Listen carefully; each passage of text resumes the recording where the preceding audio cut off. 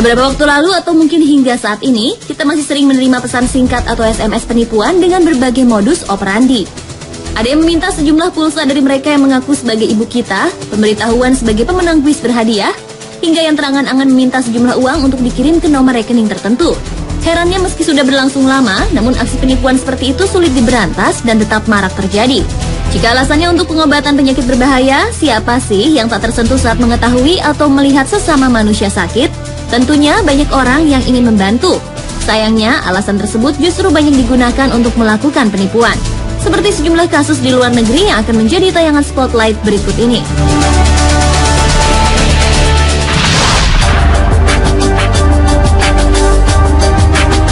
Hati-hati bagi mereka yang gandrung dengan situs jejaring sosial seperti Facebook.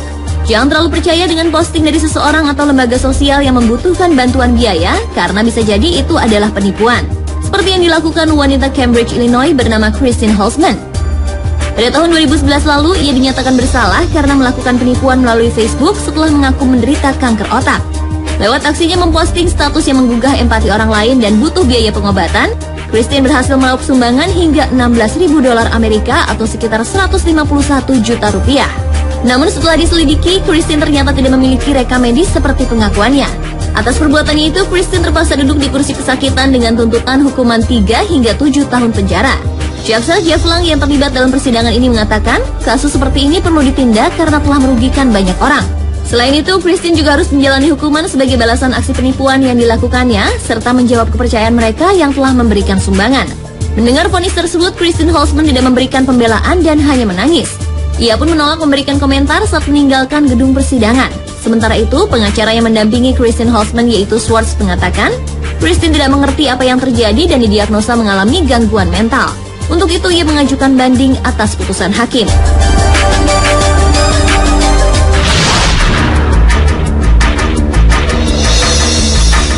Aksi nekat dilakukan pasangan Sonia Luker dan suami Gerald yang meminta sumbangan dari keluarga, teman kerja, dan anggota gereja.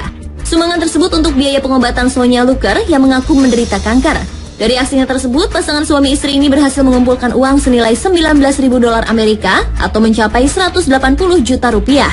Namun sejumlah orang, terutama tetangganya, merasa curiga hingga akhirnya melakukan penyelidikan dan ternyata Sonia diketahui tidak menderita kanker.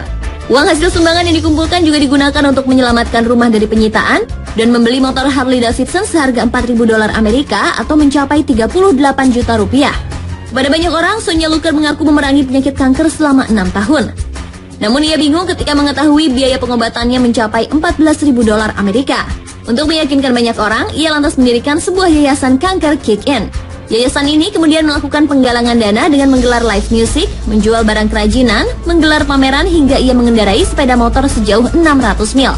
Setelah dinyatakan tidak menderita kanker dan bersalah atas penipuan, Sonia Luker tidak hanya divonis 1 tahun penjara, tapi juga dijatuhi 18 bulan masa percobaan dan kerja sosial selama 200 jam.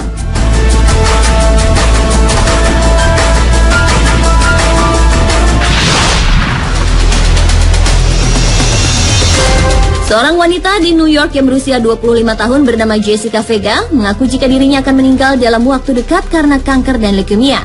Atas pengakuannya tersebut, sejumlah orang berempati dengan memberikan sumbangan uang untuk biaya pengobatan serta pernikahan dan bulan madu impiannya. Begitu juga dengan tunangannya Michael O'Connell yang dengan segera mewujudkan keinginan Jessica Vega untuk segera menikah.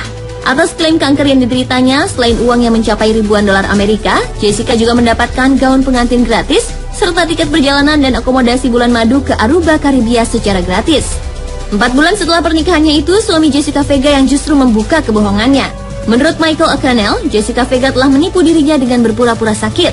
Sebelum menikah, Jessica memang memperlihatkan surat dari dokter tentang diagnosis leukemia mieloid akut. Namun ternyata semua itu tidak benar. Dokter kemudian juga mengetahui jika surat keterangan tersebut adalah palsu. Jessica Vega kemudian ditangkap serta didakwa atas penipuan berat. Jessica ditahan di penjara Orange County di New York dengan jaminan $10.000 Amerika. Menurut Jaksa Agung Eric Schneiderman, aksi Jessica mengambil keuntungan dari hati dan pikiran masyarakat atas pengakuan yang menderita kanker sangat tidak dibenarkan. Akibat perbuatannya itu, Jessica tidak hanya dihadapkan pada hukuman penjara, ia sempat bercerai dengan suaminya sebelum kemudian bersatu kembali hingga memiliki anak kedua.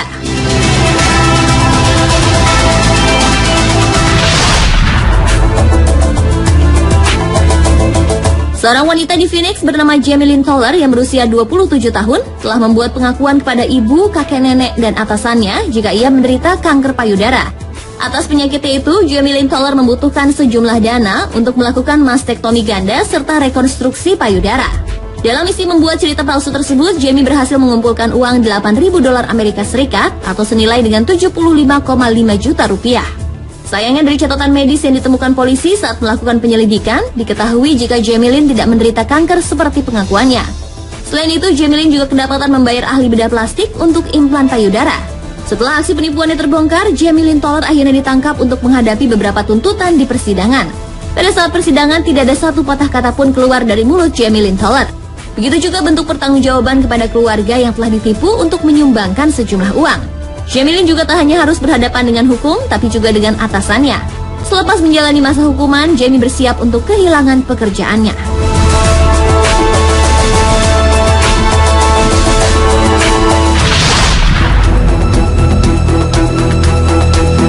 Seorang wanita bernama Martha Nicholas tidak hanya memberitahu semua orang jika ia sudah mencapai stadium 4 untuk kanker ovarium, tapi juga percaya jika ia benar-benar menderitanya. Martha kemudian mengadakan acara penggalangan dana. Wajah Martha juga menjadi sangat akrab pada kegiatan rally dalam rangka kampanye kanker di Virginia. Selain itu, ia juga terlibat dalam pembuatan dan penyebaran kaos bertulisan Cancer Sucks. Dari berbagai kegiatan yang digelar, Martha diperkirakan berhasil mengumpulkan dana sebesar $10.000 Amerika Serikat atau setara dengan 94 juta rupiah. Pada akhir tahun 2011, pihak berwenang menyelidiki kasus Martha yang kemudian diketahui jika uang hasil sumbangan digunakan untuk kepentingannya sendiri. Martha kemudian ditangkap dan mengaku bersalah karena mendapatkan uang dengan alasan palsu. Seorang hakim di Hanover kemudian memvonis Martha dengan denda $100 Amerika serta hukuman percobaan selama 5 tahun. Menyusul putusan tersebut, pengacara Martha Nicholas kepada wartawan mengatakan, meski kliennya tidak menderita kanker ovarium stadium 4, namun ibu dua anak tersebut menderita penyakit psikologis yang menyebabkan berpikir bahwa dia menderita penyakit seperti itu. Yang terjadi hanya sebuah kesalahpahaman dan Martha Nicholas hanya terinspirasi untuk berpartisipasi dalam kegiatan anti kanker.